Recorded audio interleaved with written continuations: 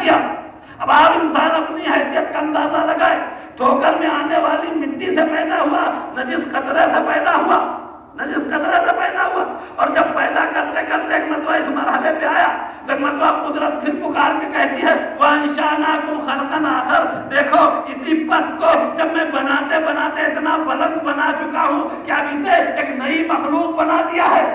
ایک نئی مخلوق بنا دیا ہے، اور اب یہ اتنی بلند ہو گئی ہے، اتنی بلند ہو گئی کہ میں جانتا ہوں کہ نہ سورج سمجھ سکتا ہے کہ کتنی بلند ہے، نہ جانتا ہوں، نہ چاند جان پائے گا کہ کتنا بلند ہے، نہ جانور جان پائے گا کہ کتنا بلند ہے، اسے اتنا بلند کر دیا ہے کہ اب میں خود کہوں گا فَتَبَارَكَ اللَّهُ أَحْسَنُ الْخَالِقِينَ، احسن الخالقین، میں کہوں گا بارے اللہ یہ کیسے اتنا بلند ہے، کہاں پیدا ہو کے آنے تو دو، ایک دن سورج کو توڑ کے بتائے گا کہ اس سے بلند ہے، چاند کو دو ٹکڑے کر کے بتائے گا کہ اس سے بلند ہے، ایک سلوات پڑھ کے محمد ایسے اتنا بلند بنایا ہے۔ نعرہ حیدری، اتنا بلند بنانے کے بعد ہم سے اور آپ سے ایک مطالبہ کیا ہے، کیا بلندی پہ جہاں تک جانا چاہتے ہو جاؤ میرے بندے، لیکن ایک چیز کا یاد رکھنا کہ تم اس بلندی تک آئے ہو کسی نے تمہیں یہاں تک پہنچایا ہے، اس بلندی تک تم آئے تو ہو اور یہاں تک کسی نے تمہیں پہنچایا ہے، اور جس دن تک یہ سبق تمہیں یاد رہے گا، جس دن یہ سبق تمہیں یاد رہے گا، تمہاری بلندی کا نام معراج رکھا جائے گا، جس دن تک یہ سبق یاد رہے گا تمہاری بلندی کا نام معراج رکھا جائے گا، جس دن یہ سبق بھول جاؤ گے، جس دن یہ سبق بھول جاؤ گے، کسی بھی چاند و کہکشاں پہ پہنچ جاؤ تو بلندی پہ جانا تو ہوگا، معراج نہیں کہلائے گا۔ شاید یہی وجہ ہے کہ جب بندہ اتنی بلندی پہ جانے کے بعد اس نے گردن خدا کے سامنے جھکا دیا تو قدرت نے بھی کہا کہ جاؤ میرے محمد، قیامت تو آ سکتی ہے لیکن اس مرحلے تک اب دوبارہ کوئی نہیں پہنچ سکتا ہے۔ ایک سلوات پڑھتے محمد، اس لیے کہ اتنی بلندی تک آنے کے بعد تو نے یہ اعلان کر دیا کہ خدایا یہ بلندی تیری تھی۔ عزیزو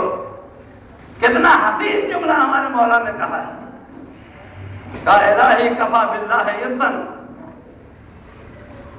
خدایا ہماری عزت کے لیے یہی کافی ہے کہ انا اکون لکا عبدا، میں تیرا بندہ ہوں، عزت کے لیے یہ کافی ہے کہ میں تیرا بندہ ہوں، اور افتخار کے لیے یہ کافی ہے کہ تو میرا خدا ہے،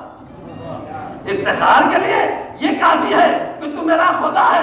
عزیزو بندگی پہ فخر کرنے والوں، اگر کسی کو اپنی بندگی پہ فخر کا حق تھا تو وہ علی کے علاوہ کسی کو نہیں تھا، وہ علی کے علاوہ کسی کو نہیں تھا، اس لیے کہ کائنات میں یہ آخر و اول و آخر بندہ ہے جس کی ابدیت میں خدائی کی جھلک دکھائی دے رہی ہے، جس کی ابدیت میں نے کسی مجلس میں پڑھا تھا ابھی کچھ دن پہلے کہ جب بھی گھر میں کوئی بچہ پیدا ہوتا ہے، یہ موضوع سے ہٹ کے گفتگو ہے لیکن سن لیجیے 2 منٹ، جب کسی گھر میں بچہ پیدا ہوتا ہے تو ہمارے ہاں ایک کام کیا جاتا ہے، بچہ پیدا ہونے کے بعد نندیال اور ددیال کی عورتیں آتی ہیں اور اس کے بعد طے کرتی ہیں کہ بچہ پڑا کس پہ، طے کرتی ہیں کہ بچہ پڑا کس پہ۔ اگر نندیال حاوی ہے تو سب کچھ ماموں نانا یہاں والے، ددیال حاوی ہے تو سب کچھ وہاں والے پہ۔ جب آپ ماں سے پوچھیں گے کہ کس نے پڑھا ہے تو کہا دیکھ رہے ہو کس کے لب جو ہے کتنے خوبصورت اپنے ماموں کو پڑھے، دیکھ رہے ہو ناک کتنی اچھی ہے کھڑی یہ فلاں والے ماموں کو پڑھی۔